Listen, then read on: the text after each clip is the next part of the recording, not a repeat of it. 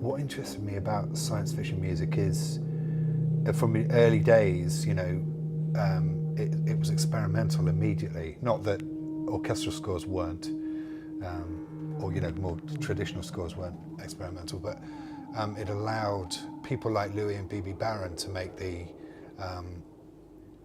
music, or they weren't allowed to call it music in those days, for Forbidden Planet, and they were exceptionally talented, innovative people who really had just done music with art films, and then suddenly we were introduced to this fantastic electronic score, made of circuits that were burning out and old tape loops and stuff.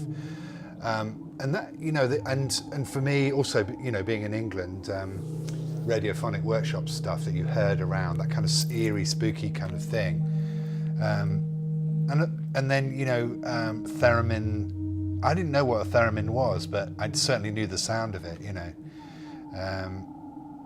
It was the experimental nature of it and the darkness of it as well, generally. The kind of orchestration was dark sounding, minor key, droney, eerie, immediately attracted me.